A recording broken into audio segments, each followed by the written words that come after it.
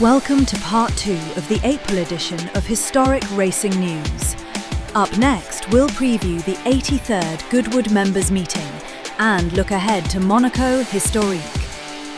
Later, we will also check in on what's hot and what's not on the worldwide auction block.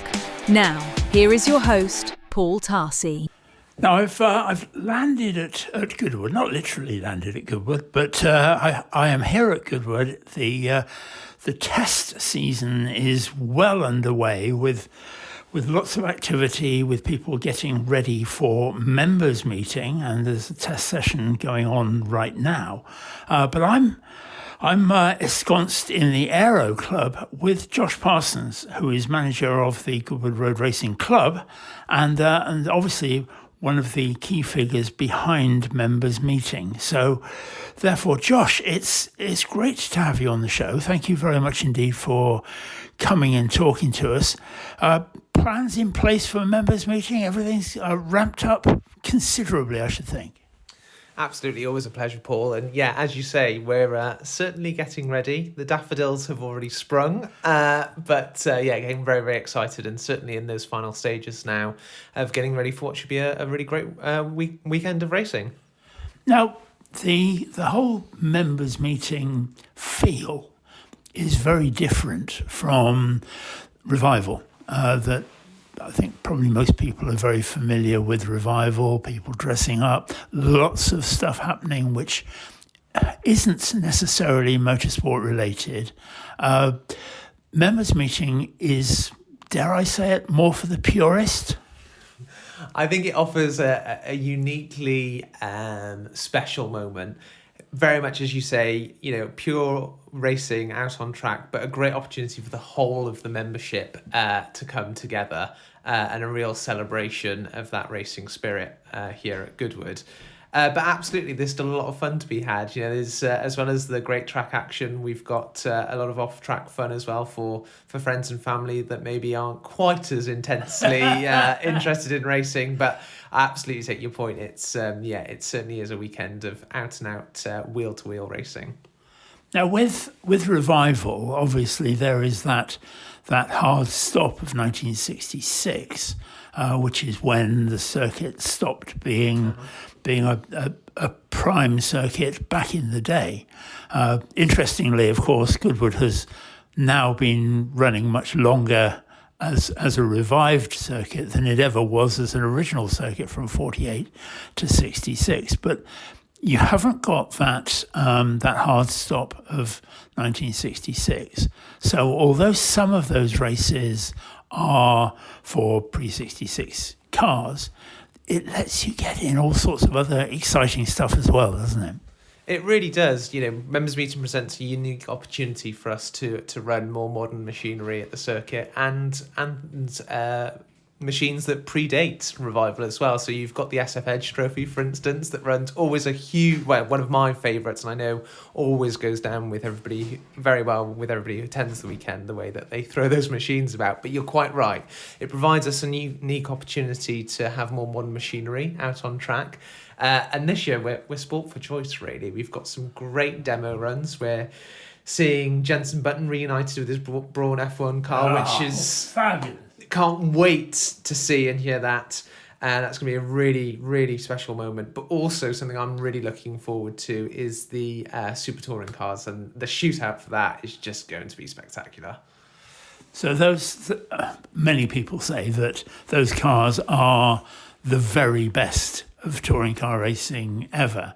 And just explain to me how the shootout format works. Absolutely. So we'll be split across the 2 days, and we'll see that come together on Super Sunday, which we're really looking very, very excited for. And it'll be a time shootout with an overall winner. But I'm quite excited because I remember having those cars on top trumps as a kid.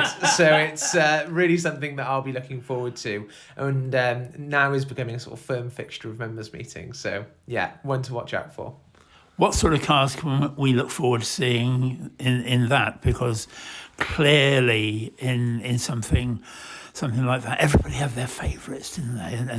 And there were all sorts of different things. There were Cavaliers and Mondeos and all those sorts of things, and some fairly oddball ones as well. But I think certainly the people who didn't like it would talk about rep machine racing, but that's perhaps no, it's not perhaps unfair. It's very unfair, but nonetheless, I think it's an interesting one. Those cars were brilliant in their time. So what's going to be on track? I mean, the grid's going to be wildly represented. So, we've got everything there from Alfa Romeo, Audi, BMW, Ford, Honda. It's all there. And one of my absolute favourites was the Volvos. So keen to see those back on track. We're covering everything off. And what will be nice is for fans that have come to Festival of Speed before, you'll be seeing some of the cars that have run up the hill previously. That's brilliant. Love to hear that you've got the Alfa Romeos, because it was those Alfa 155s that made me go out and buy a road car 155 all those years ago, and I still hold Goodwood responsible that I came and did a track day in my 155 and really hooliganised it round the track, which is, as everybody says, incredibly fast, and that. It was on the way home, and I was bathed in glory and very happy with my Alfa 155, and opened the sunroof and the windows and got home again, and I couldn't shut the sunroof. I pushed so hard that actually the body wasn't anywhere near as square. So I hold Goodwood responsible for that. But that's going to be good, and we're going to see Jensen, as you say, in the Brawn. Yes, we absolutely are. Well, I think going back to what you were saying there, there's something to be said about Alfa Romeos there, but I won't make that comment. But yes, absolutely. We'll be very much looking forward to seeing Jensen in the Brawn. I think that'll be a sort of seminal moment for everybody across the weekend. But going back to the Super Touring, we've got some great names coming down to take part in that as well. We've got John Cleland, we've got Jason Plato, Anthony Reid. So again, at members meeting, the wonderful thing is you'll be mixing with all these drivers in the paddock. It's all, everyone's in together. It's access all areas. So we're really looking forward to that sort of community feel for the membership and for all of the drivers coming to the weekend. You mentioned there access all areas, which I think for me is one of the very best things. That yes, it's a smaller crowd than you get for Revival, probably largely a more knowledgeable crowd, and they can just walk in and out of the paddocks at will. Absolutely, it really is sort of, the event itself has quite an intimate feel, and as you say, to be able to just walk in and out of the paddock, I think there's people that spend their whole weekends peering over an engine bay, speaking to a race preparer, a mechanic, or a driver, and that's the great thing about members meeting. It provides you this brilliant opportunity to get up close and personal and get yourself covered in oil, blow your rear drums off. But it really is, that's what makes the event so unique. So it just allows you to be able to get up close, personal, and enjoy the machines and the racing cars for what they are. It sort of harps back to the days, and that it's why we're continuing with members meeting. Yeah, and I think that hard stop of 1966 for Revival, yeah, it works, it's good, but to see Jake Hill out there in the Ford Capri, which he's done for the last few years, absolutely hooliganising the thing into Woodcote. That's as much about historic racing as any of it, if you ask me. And yes, it makes me feel a bit ancient when you think that a Capri is a historic car, but it is, and that there's all those things. You've got the Varzi Trophy, which is for older cars, isn't it? Tell us a bit about that. Yeah, so it's a field of cars that sort of predate Goodwood's heyday, and it's sort of for single-seaters, I think from the 90s and 20s and 30s. So again, going back to your point, Revival celebrates that moment in history, that moment in time, but members meeting really offers us that flexibility to be able to see some things on track that we wouldn't see at Revival. So it's all in honour of Varzi, and his sort of first ever Formula One Grand Prix, which I think was in 1946. Oh, well done. Yes, clawing it back there. But it'll be really fantastic to see those cars out on track, and completely different driving style. We've got no assistance systems. We've got aerodynamics isn't quite playing into there, so it's really nice to see different styles of racing and the skills that go in with it. And as you say, there are other things off track, particularly the house competition, which I think is probably unique. I don't think it happens anywhere else, and it harks back obviously to the whole. I hesitate to say Hogwarts, but it probably is. It's the whole thing of the Great Hall, which is done up exactly like an old style public school would be, and that in those days, of course, that would be in houses, that you joined a house, and that everybody, when they get their tickets, is allocated a house, aren't they? They absolutely are, and you're quite right. Actually, one of the things that we hear most across the weekend is when people walk into the Great Hall, they'll go, "My gosh, it's like Hogwarts in here." But absolutely, so the house shield is up to be won across the weekend. So everybody who comes to members meeting is allocated a house. So we've got Methuen, Darnley, Albany and Torbolton, and they all relate back to titles of the Duke of Richmond. And it's all just a great bit of fun, really. So all of the drivers also have a house, so they're competing for points out on track. And then anybody who comes to members meeting can help their house win by competing in some various challenges across the start. So we've got everything from axe throwing to ferret racing to off-roading. And your people getting involved can really turn the tide.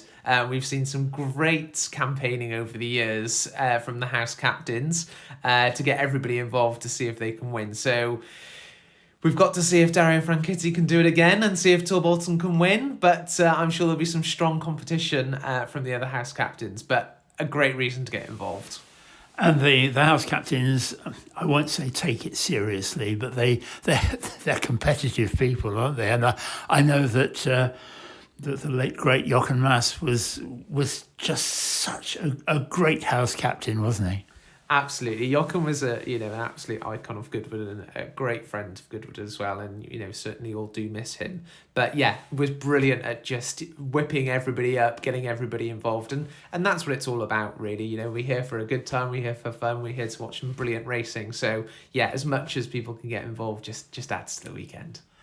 And let's not forget Saturday night, because the event that you put together on the Saturday night is pretty much a standalone event. I mean, I know people who don't come for the racing because they're not racing people, but maybe live relatively locally and will pitch up for just for the Saturday night. And that just talk us through what happens there. Absolutely. So Saturday night, it wouldn't be a Goodwood event without a bit of a party. And once the racing comes to a close on Saturday, we'll have a whole number of different stages with music. There's various food outlets, and the night sort of starts to around about 7:00 with a whole host of musical acts. And it's just an opportunity after a great days of racing to maybe get a cold drink and something warm to eat, have a little bit of a boogie and have a bit of fun. All culminates in a fantastic Goodwood fireworks display.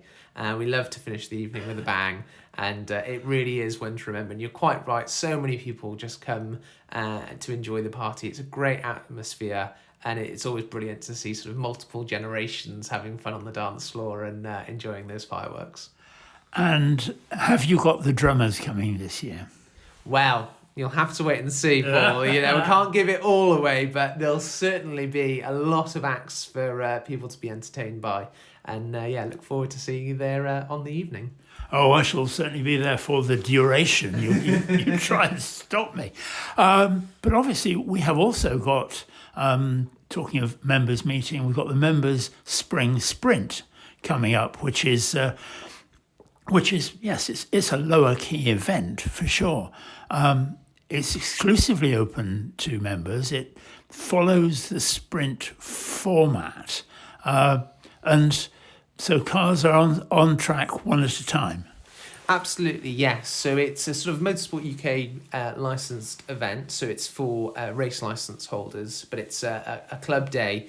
And you're quite right. It's a sprint format, so cars out on track one at a time, time sessions, and it's one practice lap and three timed laps. And really it's held on Easter Monday, which traditionally there was always motorsports at Goodwood on Easter Monday. And His Grace the Duke of Richmond fondly remembers coming down with his grandfather and watching motor racing on Easter Monday. He used to have his grandfather had a small caravan that they would use and watch from. So yeah, it's sort of a link to the sort of heritage Goodwood.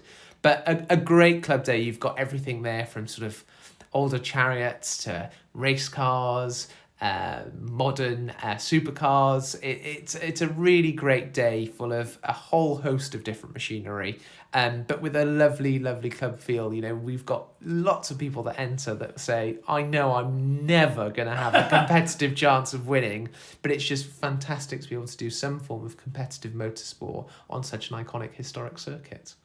And it's a very, very friendly atmosphere, and you're right that people just turn up because they enjoy it, and that yes, we get our sprinkling of Ferraris and McLarens and things, but then we'll get the odd sort of Fiat 126 or something like that, or even a Range Rover we've had in the past, and those kind of things really make it different. And of course, wait for it, it's free.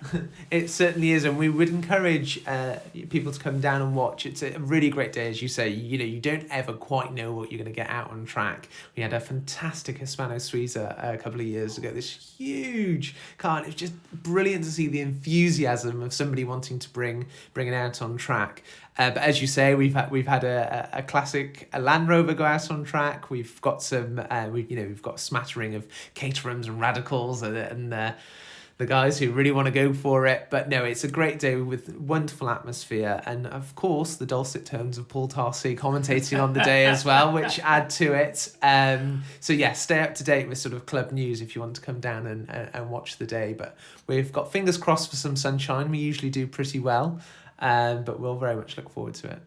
Well, I'm actually going to take credit for something in what you said there, which is the Hispano Suiza was entered the previous year in the sheer hill climb.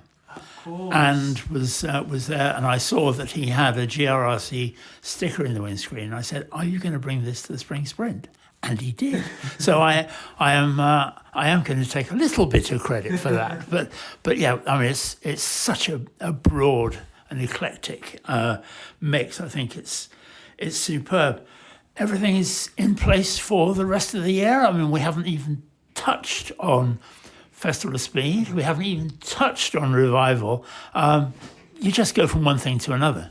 It's a rolling calendar, and we were chatting just before this, weren't we? We were saying, you know, it's always on to the next thing and things in motion. We're just very, very excited to sort of get the motorsport season off to a start. Members meeting sort of feels like that big sort of klaxon moment of away we go, lights out and away we go. But from there, you're absolutely right. You know, we've got a full club calendar of drives and track action and motorsport moments, and then we'll be off to Festival of Speed, and then the Revival later in the year. So it's an exciting year ahead of us, one we look forward to, and maybe at the end of it, just see how I'm doing. Yes, it's going to be staring at the wall at the end of it. But one of the things with all of this is that it's not just these headline events that you're doing. I mean, you lead a team of people who are doing, as you say, the drives and the visits and all sorts of things like that. I'm sure there are people listening to this thinking, I really want to be a member of that. Now, there's been a waiting list for membership forever. Mm-hmm. And I think people who get their membership tend to keep their membership. But people can sort of get on the waiting list by applying for the fellowship, can't they?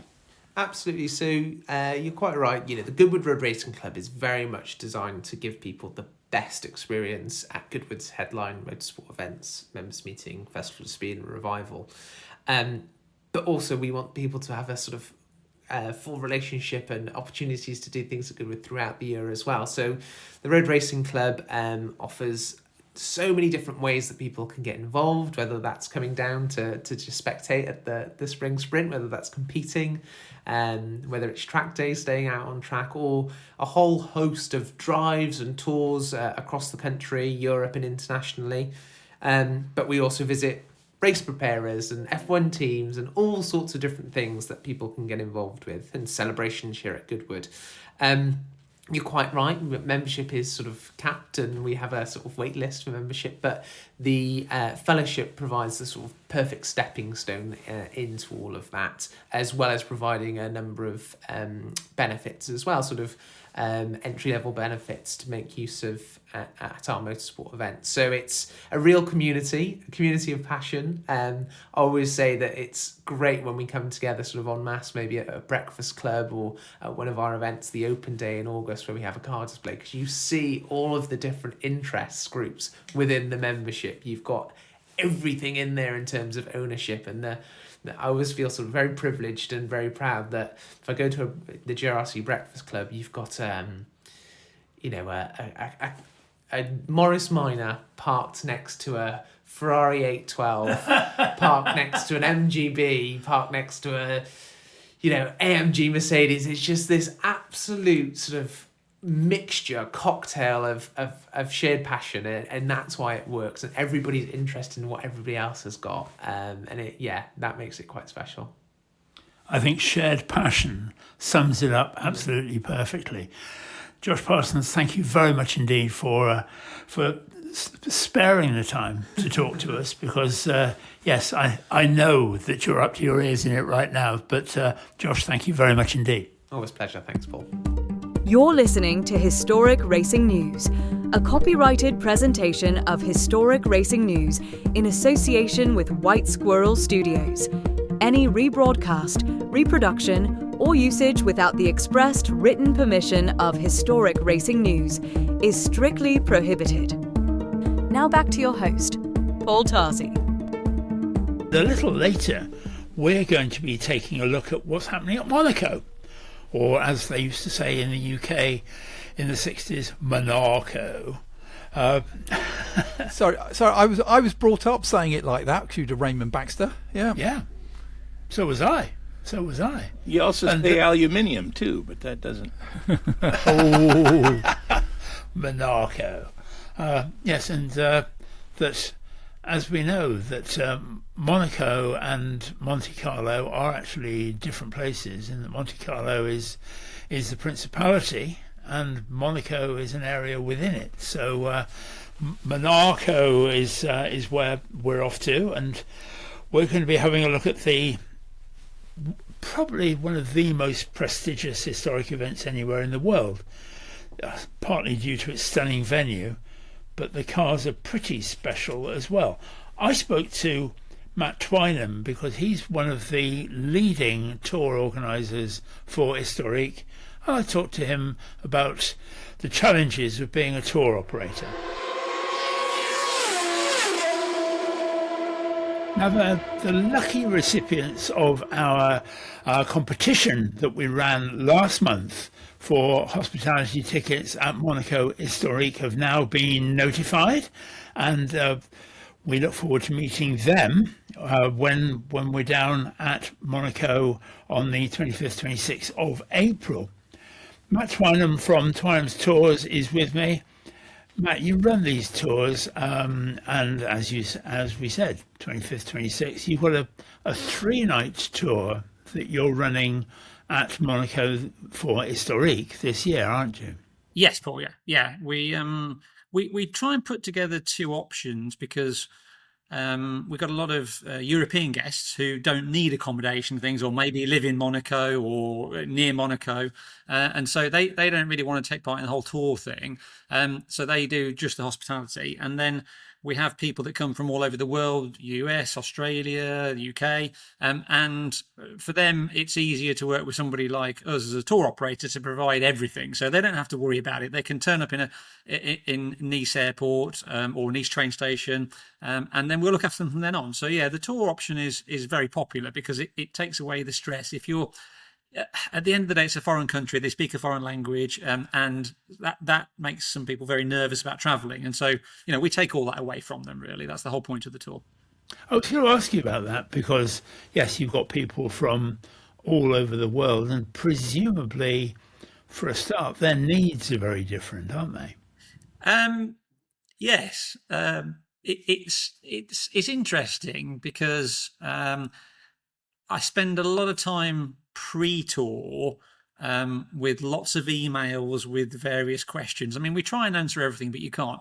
And obviously, depending on where they're flying in from, makes a big difference because people coming from the States or even from Australia, they don't just come for 3 days. They're coming to Europe to do a month maybe, and so we get involved quite a lot in pre and post tour, where sort of they'll fly in to say, I don't know, as an example, one of the guests is going into Germany first and they want to go to the Porsche Museum, the Mercedes Museum, these places, and then they want to come down to Monaco. So we very much offer a service where once you've booked the tour, we'll help you with anything else that we can do in terms of making the overall trip a success. I mean, we don't do everything, but we can happily offer as much or as little as you like. Yeah.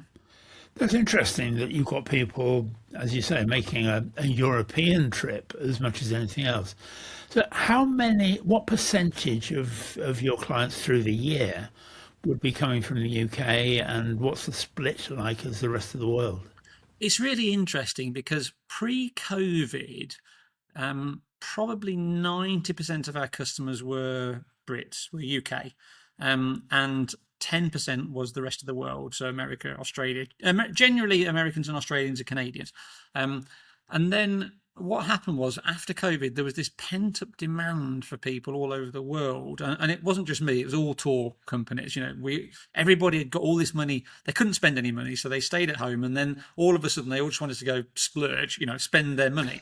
And so I think a lot of people also thought, well, why don't we just travel? Why don't we do these events? Why don't we go to these things we've always wanted to do? So now the percentage is very much probably 75% US, and then the rest is split over the Brits, Australians, Canadians, and the rest of the world. So the market has changed dramatically for us in terms of where people are coming from. It's really interesting because people say to me, well, how do you reach these people in the States and Australia? And genuinely, as much as I'd like to claim to be a marketing guru, I don't know. Our website is picked up by Google and Microsoft, and it's out there and people find it. There's some word of mouth, obviously, but yeah, we were just very lucky that the site is listed. And at the end of the day, there's not that many companies offering this kind of niche event. It's not like a normal cruise holiday where there'll be 1,000 companies offering cruises. If you want to go to the Monaco Historique, there's probably only a handful of companies that offer that service. And you're pitching very much at the top end of the marketplace anyway, aren't you? Yeah, I think I always, when I started running the tours, I wanted to offer a level that I would want if I was going on the tour. So when I turn up at the airport, I want a car to pick me up. I don't want to have to think, oh, God, how do I get to the hotel? So we organise a chauffeur to collect the guests from the airport. I want to go to nice restaurants, not tourist restaurants, but good restaurants in the locations. And that's the same anywhere, whether it's Monaco, Italy, wherever. And I want to have good viewing. I don't see the point in spending the money to turn up, go all the way down to Monaco or all the way to Europe or all the way wherever, to then not be able to see the race from a great location. So I think I've always pitched it at a level above the sort of standard package you'd get from a tour operator that's multi tours. So they run hundreds of tours during the year. Ours is very bespoke. It's only we only run 7 or 8 tours, but they're aimed at a certain level. Yeah, that's definitely our market, and it's where as a company, me and my colleagues, where we feel comfortable operating. So as long as you can't expect it to happen, you have to put the effort in to make it work at that level. But when you get it right, it's great. But that brings me to another question, which is, how on earth do you start to put a tour together that you say, yeah, we're going to do Monaco Historique? What do you do? What do you do on day one? It's a secret, Paul. I can't tell you. So to go back a stage, Monaco Historique in particular, I started working in Monaco in 2008. That was the first time I went down there. And I initially just offered hospitality for the Formula One. It was, the historic wasn't really a big thing back then. And so I slowly over the years did more and more stuff in Monaco, up to the point in 2013, 2014, around then, I was running terraces in the Hotel de Paris, in the Hermitage Hotel, and Monaco is one of those places where it's not what you know, it's who you know. It genuinely is. It's one of those places. It's such a small community, and you have to know the right people. And I, having worked in all of these locations, and honestly, genuinely fantastic places. Whichever one you get to go and sit in, you can't really go wrong in Monaco. But what I discovered was there was one location in particular which gave what I feel was the best view. And so I went and knocked on the door of the place and said, really? Yeah, well, because in Monaco, what happens is for the Grand Prix and for the Historique, people rent out their apartments. And when you look at these apartments, they are fantastic. I'm sure you've been in them. The harbourfront apartment we use is in the region of 10 to 15 million. And we rent it for a weekend. Yeah, we rent it for a weekend. It cost me, I could buy a flat in the UK for what it cost me to rent it for the weekend. That I always whenever I get the bill, I look at it and think, but you've got a harbourfront location for a Grand Prix event. And I've had that apartment now for 11 years, I think it is.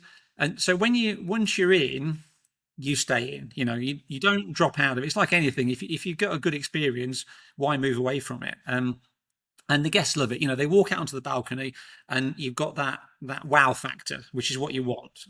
So that's where the viewing came from. The hotel, I was looking for somewhere. We don't stay in Monaco, mainly because it makes the tour very expensive. So we could do.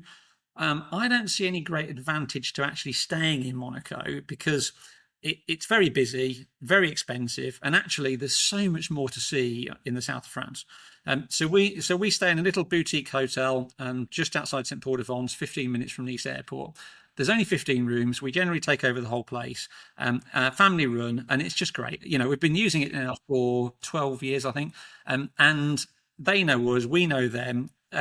Because we take over the whole thing, we can't annoy the other guests, which is, it sounds bizarre, but we come and go early, late, and so that's where the hotel came from. And then you get to know the transport companies. I've got a really good coach operator in Nice who we've used for years, and we use them for other tours as well in Europe. And you just build it from there, and the helicopters, I've worked with them again for, 10 years now.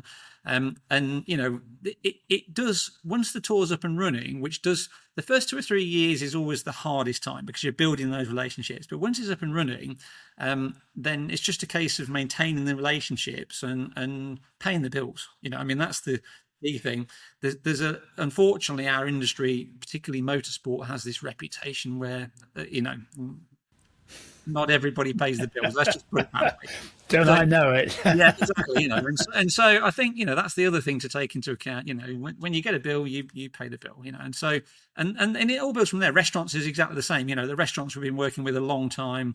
They're really good quality restaurants, and we go there. We book every time. Same restaurant, same location. If it works, keep doing it. Yeah, and going back to the paying the bills, I think my only claim to fame in motorsport is I've been owed money by some of the most famous people in motorsport who haven't paid. It's one of those ones. But for anybody who's never been either to the Monaco Grand Prix or to Historique, What is it that makes Monaco special? I think undoubtedly the setting. There's nothing else like it in the world. I mean, you've got other Grand Prix now which have got fantastic settings. I've been to Abu Dhabi quite a few times. That's an incredible circuit. They spent $500 million, and you can tell why. There's no Silverstone scaffolding grandstands. So the setting is really, really important. And when you stand there and you look out on the balcony, and you've got the track beneath you and the harbour in front of you on a sunny day, historic or F1 doesn't matter. There is nothing like that view. So you've got the setting, and Monaco is glamorous on a normal day. But it goes up a level. It goes up another level for the Grand Prix and the Historique. I mean, it really does. It's manically busy for the F1. The Historique's not so bad. And it's the sound. It's the noise of the engines. We said this last time. I think the fact that it's in a closed environment and the noise reverberates. So particularly with the historic cars, the sound is just incredible. And I think I love F1. I followed it forever, and I still follow it. I'm following it very closely now. But those V8s, V10s, there's, taking those out of the equation, you just lost that little bit. You just lost that edge, I think, unfortunately. Now we're 3 weeks away from Historique, and for anybody who still fancies a trip, I think you've got 1 or 2 spaces left. How do people find out about Twynhams Tours? How do people get hold of you? Okay. Well, you can Google Twynhams Tours, or you can go onto our website, which is twynhamstours.co.uk. And on there, you'll see the 2 packages that are available. We've got 4 places left on the tour, and we've got some places left in the hospitality. And you can book online. It's very simple.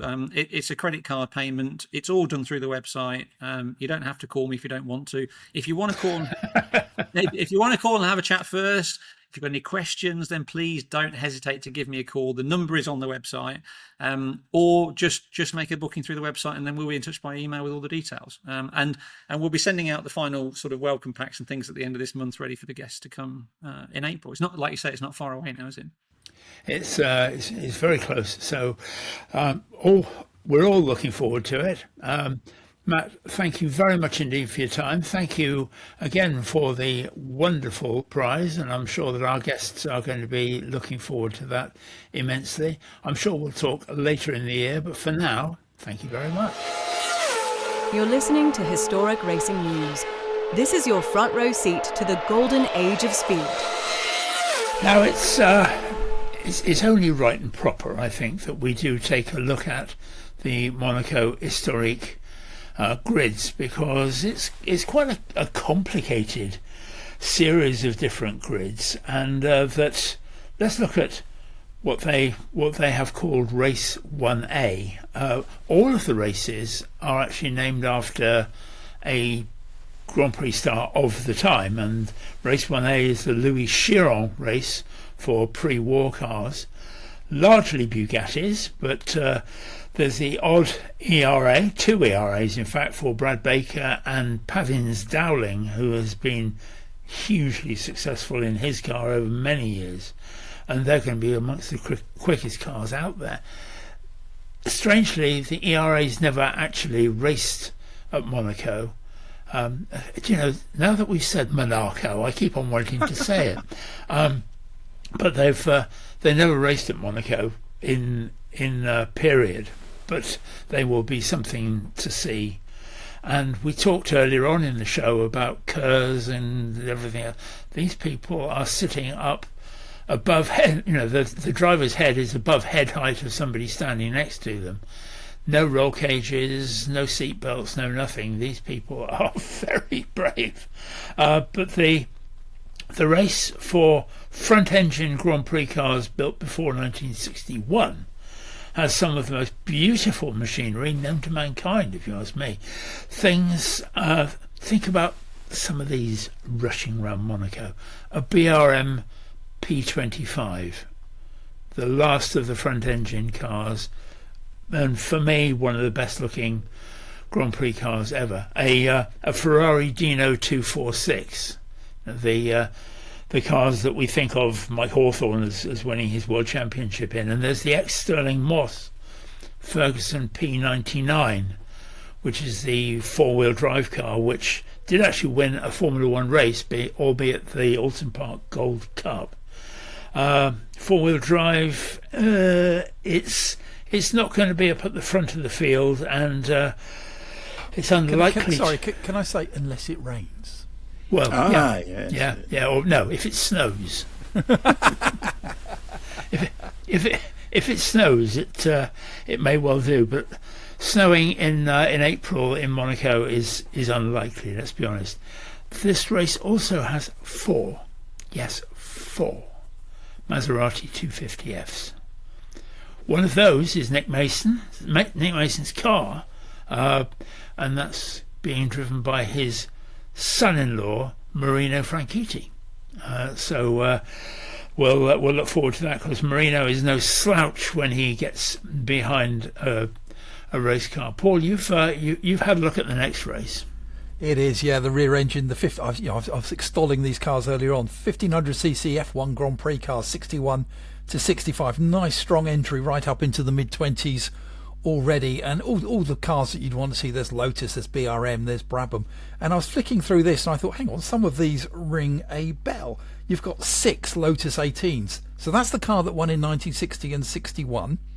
You've got a Cooper T60, 61 and 60 and 61, obviously Sterling Moss.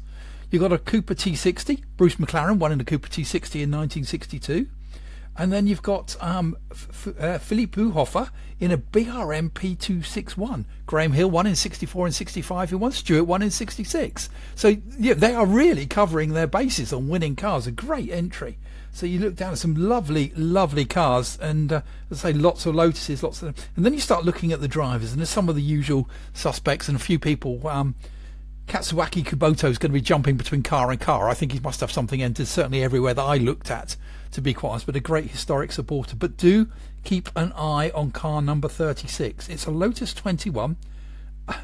Entrant is Roald Goethe, but it's going to be driven by Stuart Hall. Now, Stuart has won 3 times at Monaco in 3-litre cars, not in a 1500cc car that I could find anywhere. What's it? A 2012, I think, World Endurance Championship GT champion. Yeah, he's a quick driver. That's going to be a car to watch. Yeah, that's certainly going to be something to look at. The next race will be for sports cars, which is maybe a bit incongruous when we're talking about a race which is modelled on the Grand Prix, on the Monaco Grand Prix. But these cars are from 1952, when, believe it or not, they couldn't get a grid together for the race then, and they ran it for sports cars instead. But that will give those sports car owners the opportunity to get some of those lovely motors out. And Jim, the race named after Jackie Stewart, previous one we talked about with Paul, right up his alley, and I think that the Jackie Stewart race is absolutely the same for you. As Joe Bradley would say, it's right up my Strasse. Strasse. That's right. So we've got... He does listen, you know. He does. 19 entries in this class. We have 3 March 701s, as were used by Tyrrell in 1970. We've got a couple of Surtees, a couple of McLaren M19As, 2 of only 6 of the Matra MS 120s that were competed. One of those was Chassis 03, which became Chassis 04, and that's one of those stories that's being driven by Mr. John of B. So nothing sketchy there. And March 721, which should be very interesting. Apparently a Di Tommaso F170. You talked about Kubota. He's got his Lotus 72. It's chassis R6. That car won 5 times in 26 Grand Prix starts. So that's a one I will be looking forward to seeing. There's a 1969 Ferrari 312 that Claudia Oetken's going to be driving. We've got 3 BRMs. They will be on hand, including one, which is one of my all-time favorite Formula One cars. That's the BRM P83. This car was one of 3 built. It was driven by the likes of Jackie Stewart, Graham Hill, and Mike Pence. As I talked about, Claudia driving one of the Ferraris, there are 4 312s. One of those is a B2 model. And we have a chance, Paul, to see a unique B3 Spetsnavin. I know I'm mispronouncing that. SPAZZANEVE. It was never raced, but it was the precursor to the 312T. So I'm excited to see that and actually see that. I can give you a bit of background on that. Yeah. Spetsnave. Spetsnave, thank you. Spetsnave is Italian for snowplow. And that's that. Ah, yes, you can see why. Yeah, yes, it is. Yeah, so I claim useless fact of the day. Yeah. There's a chance to see a couple of other unique cars. Have you ever heard of an FLN 21? Yes. Yeah, there's going to be an FLN 21 there. Yeah, that was based on a March 721. Yeah, 721. Had that strange central mirror, from what I recall. Yes, yeah. It had chassis, and the 721 chassis. The bodywork was designed by Luigi Colani, and the car was driven in period by Rolf Stomlin. And also an early entry from Williams, a 1972 Polytoys FX3. Because Frank Williams went through a period where he would just name his cars after his sponsors. And, right. And this car was Polytoys sponsored. Yep. Yeah. So I think if it's probably an FW3 is probably stamped on the monocoque somewhere. But interesting stuff. Eifeland, by the way, were a caravan manufacturer. Yes. And, a German caravan manufacturer, and he wanted to get into Formula One, and he went about it with that in mind, and started his own team. It was short-lived, but hey. Now, as we move into the newer cars, probably partly because there are more of them about, the time window gets narrower, and the Niki Lauda event, which is for cars from 73 to 76, what we might call the beginning of the DFV era, although there is an interloper, because Chris McAllister's Ferrari 312 T2 is going to be out there as well. Look out for our very own Nick Padmore in the JPS Lotus 77, plus cars from Tyrrell, McLaren, March, Ensign. They'll all be out there, as will be HRN favourite Saif Assam in his Embassy Hill. That was one of the ones I was hoping to point out. That is another one of those great liveries and great cars from my own personal memories. But besides the cars that we have in this race, look at this driver lineup. Nick Padmore, Michael Lyons, Stuart Hall, Claudia Oetken, Gregor Fishkin, Emanuele Pirro, Marco Werner. I mean, hello. That's going to be a race. That's going to be, elbows out, boys. That's going to be stand more than, what was the rule, 3 meters back from the guardrail? Exactly. And I think we've talked about this before, but in days gone by, not many days gone by, a lot of historic races were little more than parades. They were people out there, and they'd stretch the legs of their cars, and they'd try fairly hard. But in the comparatively recent past, that's changed now, and in every one of these grids, they are seriously racing. It is. You make money. If you want to sell the car and it's got a win on it at the Monaco Grand Prix Historique, then you're you're on a winner. And you talk about the quality there. The next group up, DFE, typically DFE 77 to 80, we do have one lone Ferrari, so that is our 312 T5. And interestingly, I know with Masters Historic Racing, there's a rev limit on the DFEs. Partly just to basically save people money because 1,000 miles and you're on a £35,000 mini rebuild. So, there's a lot of value in there. I'm just curious about the Ferraris. I'm wondering how freely you can rev your Ferrari. But I did like going through and picking out previous winners. And Matt Wrigley, a winner in Masters. I've commentated on Matt Racing in that. He's out on a Tyrrell 008 from 1978, and of course his 78 Patrick Depailler won at Monaco in one. Similarly, we've actually got down there and Christian Kirk, one of my favourite cars, one of my favourite liveries, Wolf WR1, Jody Scheckter 1977, wasn't it? Who won in that car, really shook everyone up with how quick that car went first time out. So we've got lots of DFEs. I got excited actually because there's two Ligiers, JS 1115, so I looked it up, and of course they ran the DFE in it with those cars. Unfortunately not anything French and 12 cylinders and very, very exotic, but exactly the same as you just pointed out, Jim. The quality of the drivers is really, really interesting. You got Sam Hancock, I mentioned Matt Wrigley. We got Sean Lynn, Mr. MRL, and he's going to be out in a Shadow DN8. Mike Lyons, whatever he jumps out to. He's in a Heska 308E, so the last of the Heskas. And I thought, very, very appropriately for Monaco, I'm fairly sure that I've seen this car before, and it's the one with the Playboy livery. And that's the livery you've got to have round that circuit, surely. Penthouse. Penthouse, sorry, yes. Yes. And there is a difference. Jim, don't go there. If you're going to reach round behind you, Jim, and pull down a copy of each to compare, I'm going to be so impressed. When you started that sentence with "if you're going to reach round behind yourself," I thought, no. Oh, good Lord! No, there is Change a the subject quickly. Bookshelf behind you, Jim, I'd like to point out.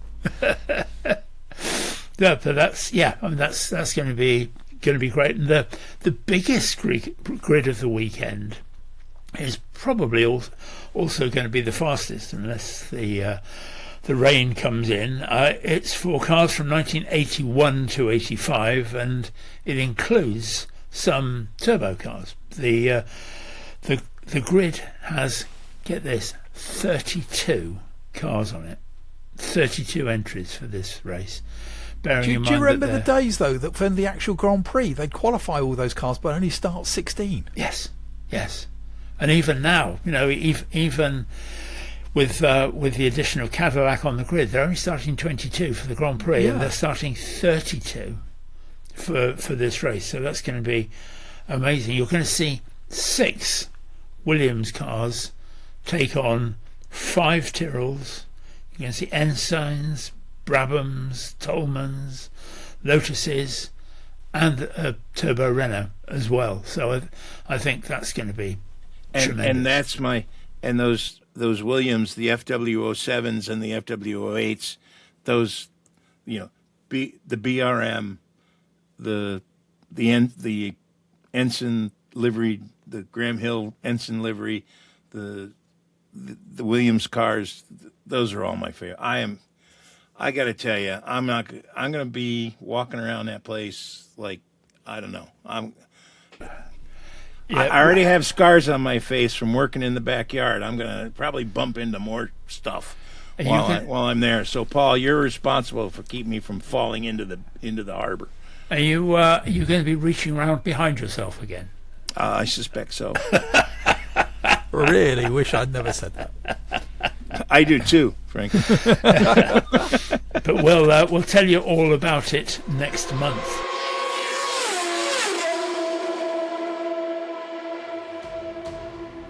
There are lots of ways to keep up with historic racing news. Our podcast comes out on the first Wednesday of every month. The 2-hour show includes interviews with drivers and other personalities from years gone by, plus news of historic events like the Goodwood Revival and the Silverstone Festival. And Jim Roller keeps us up to speed on happenings stateside and looks at the activities both on and off the track in the USA. And you can also follow us on our YouTube channel, HRN Chronicles. It's our version of a time machine. We have archive features, exclusive interviews, and behind-the-scenes stories going way back into the history of our glorious sport. Plus, we keep an eye on the latest classic and competition car auction news. It's a place where motorsports history lives. And don't forget our amazing Facebook page. With over 1 million views a month, it is one of the leading social media channels for the historic racing fan. We feature tales from years gone by, news from around the racing world, and we also take the opportunity to flesh out the stories we cover on our podcasts with photographs and yet more background information. If you would like to find more editions of the Historic Racing News podcast, try searching Historic Racing News wherever you get your podcasts.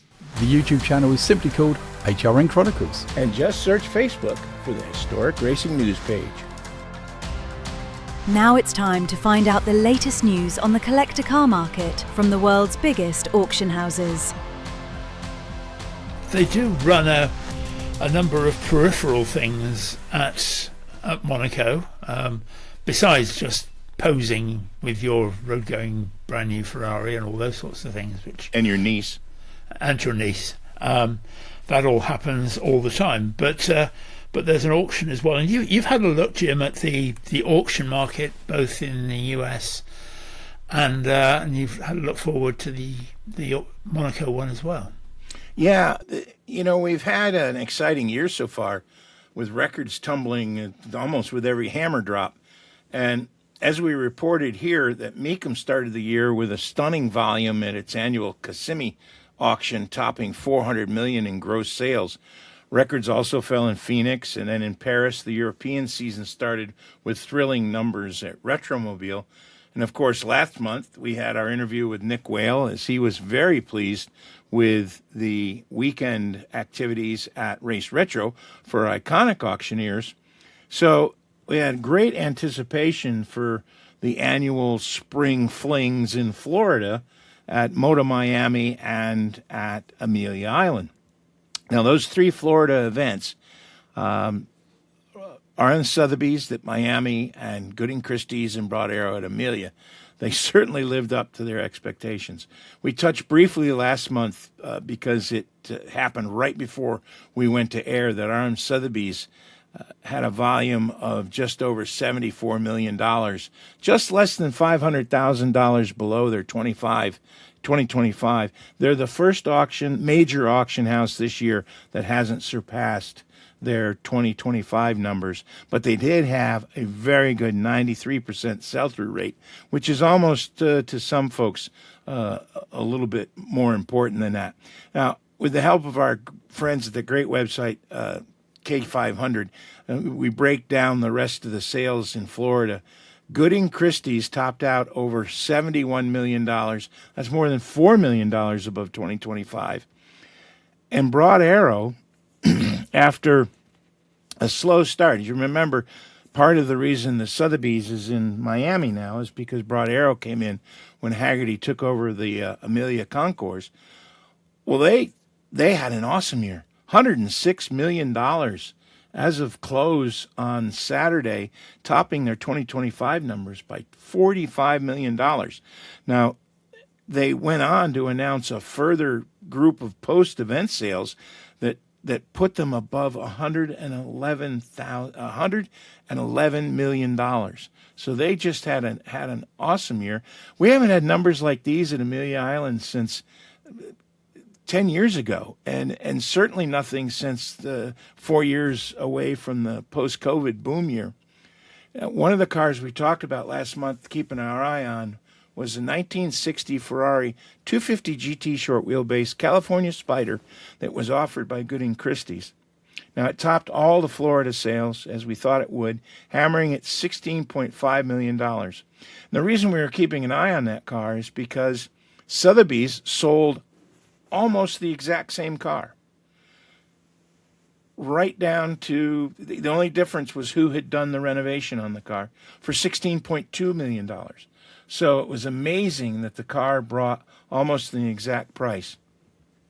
Now, the next big round of international sales, as Paul was saying, will be in Monaco at the end of the month. And if things stay on course, we could have a banner year. Now, at Monaco, are you ready for this?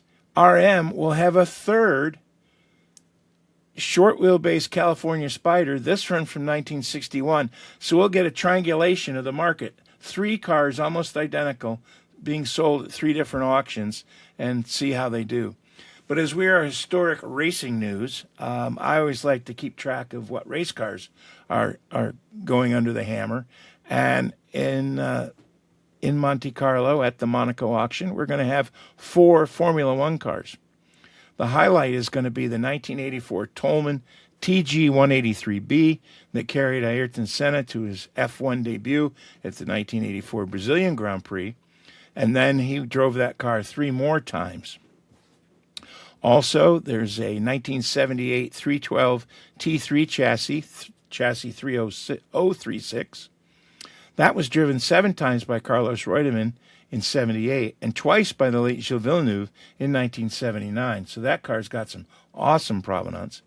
1991 Ferrari 642, that's the Steve Nichols design Ferrari. That was used by Prost and John Alesi in the first 6 races of 1991. If that's the one I think, that's a beautiful looking car. Oh, it is. It's absolutely gorgeous. And finally, 1979 Fittipaldi F6A in the striking yellow copper sucre livery. It was used by Emerson in 7 rounds of the 79 World Championship campaign. So there's 4 cars with some unbelievable provenance, and we'll see how they do, and we'll certainly have a full report on that in May. Well, that's going to keep us all very busy, I think, and we've got lots to look forward to. Paul, presumably you're going to be sitting in commentary boxes between now and our next edition at the beginning of May. Yep, got a busy schedule, really hit the ground running in April and then going on through. So yeah, I can report back on some of that, as the season should be fully underway. I think, as in a lot of people, it's sort of the end of March and into April, suddenly, the race season's here and let's get going. And Jim, the next time that I see you, you'll be speaking fluent French, of course, because you'll have been in that beautiful country for a couple of weeks, and that you'll be standing there as we arrive in your striped t-shirt and your beret with your onions around your neck, which I'm very much looking forward to. And my Bermuda shorts. Now you've ruined it. Thank you to our guests, Matt Twynham from Twynhams Tours, Josh Parsons from the Goodwood Road Racing Club, and of course my Historic Racing News colleagues, Paul Jurd and the man who also produces the show, Jim Roller. We'll be back during the first week in May, but until then, my name is still Paul Tarsey, and if you have been, thank you very much for listening. This has been a copyrighted presentation of Historic Racing News in association with White Squirrel Studio. Look for us again in May, when we will have a recap of the Goodwood members meeting and the Monaco Historique Grand Prix, as well as more interviews and opinion. You can find Historic Racing News wherever you get your podcasts, available on May 7th.